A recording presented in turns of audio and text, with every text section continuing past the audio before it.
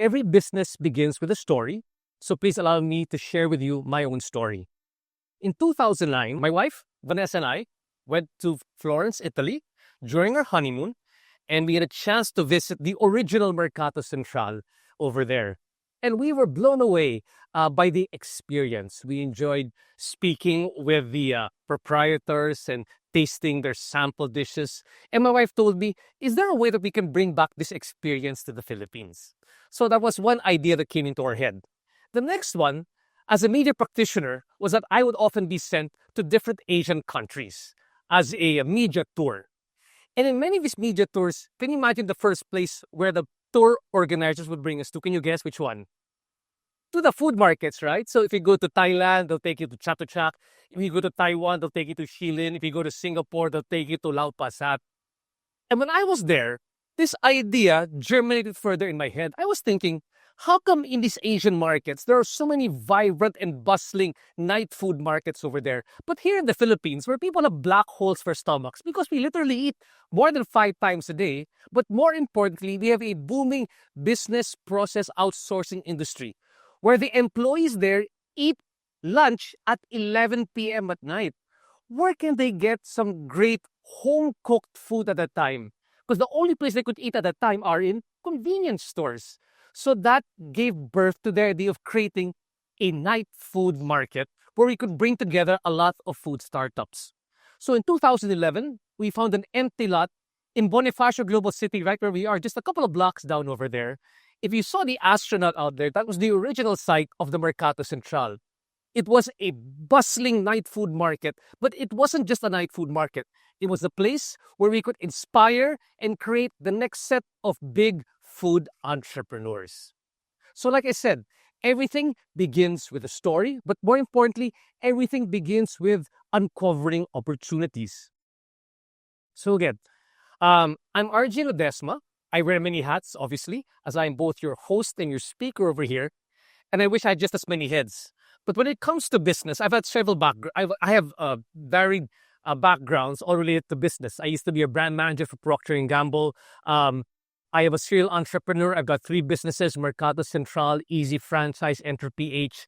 I am a mentor for the Philippine Center for Entrepreneurship called GoNegosyo. I'm also at the same time, I have a podcast called the RJ Ledesma Podcast. Please follow Spotify, Google, Apple Podcast. It's about business and entrepreneurship. And at the same time, I am a professional host. And in all these different touch points, I have learned the importance of solving pain points. Now, like I said, over the years, I've interviewed hundreds and even thousands of entrepreneurs, mentored many of them, and I often find that there are common denominators across successful entrepreneurs. Next slide, please. So, among the entrepreneurs who I get to speak to and work with, particularly this one, the 60th stage, the first one is Jose Jomag Magsaysay. He's the co-founder of Potato Corner. Who here has eaten Potato Corner over here? Raise your hands, please. Thank you so much. You've helped pay for Jomag's tuition fee for his children, right? Also, I have over here Ed Garcia or Injap Sia. He is the founder of Mang Inasal. Mang Inasal, for those who don't know, is a roasted chicken franchise. Eventually, he sold that franchise to Jollibee, then put up one of the biggest real estate companies here in the Philippines called Double Dragon. And finally, I have over here Dennis Anthony Uy. And Dennis Anthony Uy over here is the founder of Converge, which is an upstart in the telecom industry in the country. And as I spoke to all these different people, what I find is that these are the common denominators I see across all of them. The first one is the entrepreneurial mindset, how they view the world. Number 2 is the idea of hustle. It's the hustler mentality. Number 3 is the idea of grit and resilience. Number 4 is the growth mindset. And number 5 is innovation. Please allow me to share each of these characteristics of successful entrepreneurs. It's what I call the entrepreneurial mindset, where you see the world from the lens of opportunity. Now, how many of you here wear glasses? Can you raise your hand if you wear glasses? Right? If you remove your glasses, like for me, if I remove my glasses, you all become a haze. When I wear my glasses, all of a sudden, things become sharp and into focus. It's the same thing also for entrepreneurs when they put on their entrepreneurial lens. Imagine during the period of the pandemic, it was a scary time. If I removed my entrepreneurial lens, I would obviously be very scared because there was a lockdown, there was social distancing, there was also a disruption in the supply chain, very scary situations. But what happens all of a sudden when you wear your lens of opportunity? What are you actually seeing? You aren't seeing social distancing. What you're seeing is this one. What are the business opportunities present because of social distancing? What are the business opportunities present because of the lockdown? What are the business opportunities that you can create because of the disruption in the supply chain? So the basic questions that an entrepreneur asks himself, and this is exactly the same question that venture capitalists will ask people pitching to them a concept in a startup pitch competition, is this question. If there's anything you take home, it's this. What problem is my business trying to solve? Again, what problem is my business trying to solve? Because for many of us, problems, as you can see over here, are pain points. But for entrepreneurs, pain points are actually business opportunities in disguise. These are business opportunities that people often overlook. Often overlook, or these are opportunities that people didn't solve well enough. Next one is the idea of hustle. Now, when I talk about hustle, I often think of this phrase. It should say over here, outthinking, outlasting, or outworking other people. What it just means is that if you are an entrepreneur, you often have finite resources. You don't have enough resources to go around. So you need to be more resourceful versus other people. And for all the Filipinos in the room, we know this word very well. It's called discarte. Discarte. That's what you use. You might have limited connections, limited resources, but you make the most of it. And usually when you make the most of these things, no, that's hustle for you. Because sometimes when you don't have enough, that's when you come up with very agile problem-solving skills, and at the same time, you come up with truly creative solutions. I like to see it this way. Grip is what keeps you going when all that excitement of putting up the business, I know for the other business owners over there, I know you feel very excited to put up a new business, right? You're so gung-ho. Then all of a sudden, you have to look at operations and sales and talk to people. So eventually, that excitement will wear off. What will keep you going? That is what we call grit. Grit is sustained passion and perseverance that keeps you moving forward amidst a lot of setbacks because in your mind, you have a long-term goal. And this relates to another TED Talk speaker, Simon Sinek, who talks about know your why. To remain truly gritty and resilient during the toughest of times, you have to know your why when you're doing your business. What is that higher purpose that will keep you working hard? And a perfect example of that one is George Royeca. Did anybody take an angkas coming over here this morning? Yeah, thank you so much. You're helping with my talk. But angkas is probably the largest motorcycle taxi business here in the Philippines. But when George Royeca initially put up angkas here in the Philippines, were motorcycle taxis legal or illegal? They were illegal. They were called habal-habal, remember? They were called habal-habal.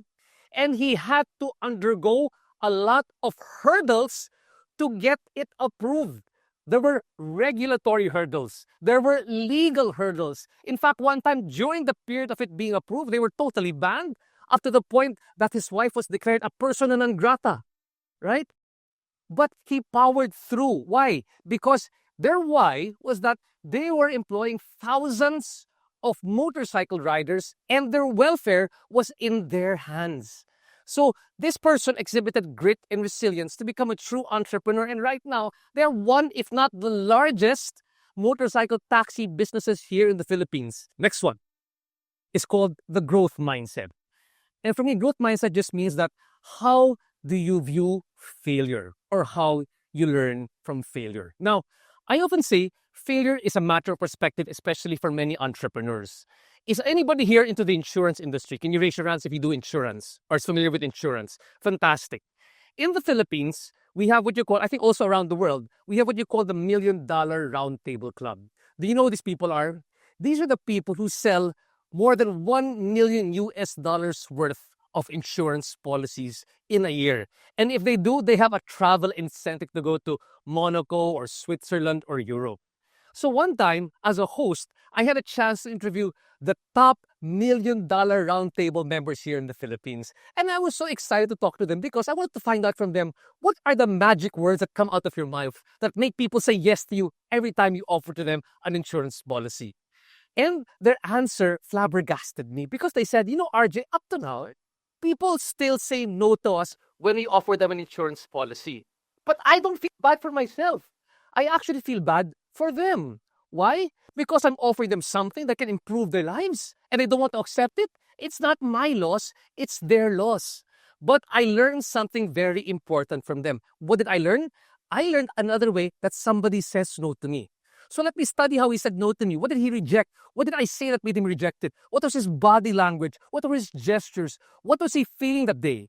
So the next time I encounter somebody like that, I know exactly how to properly reply to him. It turned into a success. So that's why failure is a matter of perspective. In fact, I often tell people, failure is like wearing a badge of honor that is pinned directly into your chest, right? That can be painful to put directly on your chest. But when it's pinned on your chest directly, the scar is forever there. And you will always remember it as you move forward. What you want to remember is this one, that failure is not a dead end for us. Failure is merely feedback as we move towards success. There is no successful entrepreneur here today who has not failed in the past. Am I right, Kate? There is no successful entrepreneur. There is no successful TEDx talk that it had technical difficulties in the past, right? But we power forward, right? And that's all part of the growth mindset. And just as a comparison, and I think it's very important for many Filipinos to realize this one, that we've got two types of mindset. First is what we call the fixed mindset, where you think that you are limited in your skills and abilities. There is nothing that you can do about it, no matter how hard you try. In Tagalog, we say, hanggang dito na lang ako. This is up to what I can do.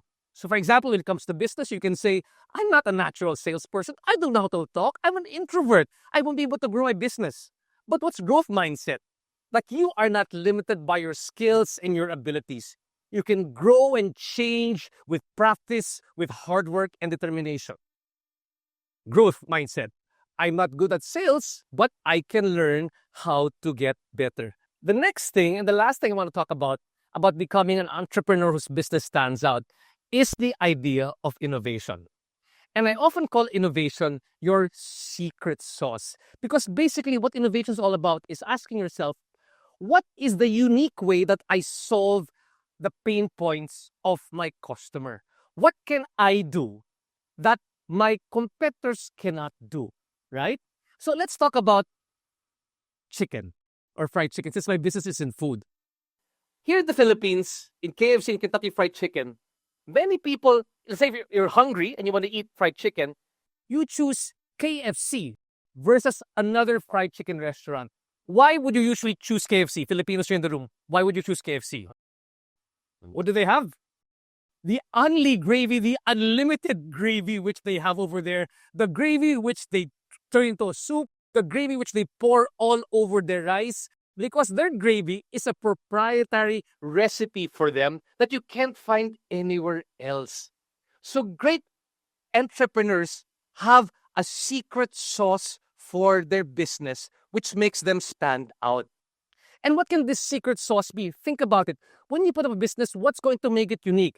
When you just put up another milk tea business, another takoyaki business, right? Or another iced tea business, what's going to make you different?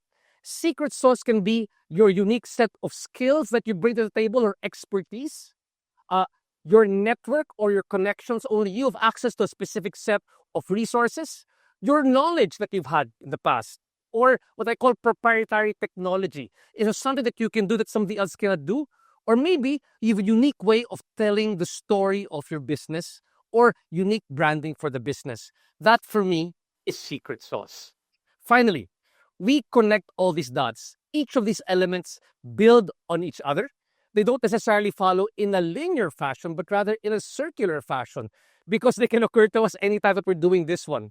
But for me, I find that most of the successful entrepreneurs create long-term success by adhering to these different principles. This cycle for me is at the heart of entrepreneurship. And I think the perfect example for this one is Injap Sia. Ed Garcia, the founder of Mang Inasal. He was a college dropout, right? And what he wanted to do, he came from a Filipino-Chinese family, very entrepreneurial. But instead of finishing college, he dropped out, put up a chicken stall in Iloilo to make their chicken. But he believed in his mission. He believed that creating roasted chicken would be something that's very unique. And one time I had a chance to interview him and he explained to me that the reason he said he think would become a big thing is because two things. Number one, there is still a space for a roasted chicken fast food here in the Philippines, which nobody else is doing. And what's the second one for those who live in the Philippines? What's the second thing that Mang Inasal is known for? Only rice, unlimited rice, right? Those are the two things he said that would help grow the business. It grew so big, Jollibee bought him out, right? Then from the money he got from Jollibee, he put up a real estate development company called Double Dragon, which built a lot of commercial and office properties. From there, he said, let's do more than that one. What was the next opportunity he saw? Let's put up city malls in third-tier cities in the country. After that, he said, what can we do? Let's put up convenience stores called Mary Mart. And finally, he said, what more can I do? Let's put up Hotel 101. He's building hotels not just here in the Philippines. He's building an international hotel chain in the Philippines, in Japan, and Spain. That's why you see that so many entrepreneurs who are successful can't just stop at one business because they have this thriving entrepreneurial mindset. So again, I hope in a little way, I've started all of you off on your entrepreneurial journey. I invite you to start reflecting on this journey. What problem do you think that you can solve with your own unique set of skills? And when you're able to solve that problem and you are passionate about it, what will be your hustle? How do you plan to persevere? How do you plan to grow? What's going to make you different from your competitors? What is your secret sauce? Let's begin writing your success story here today.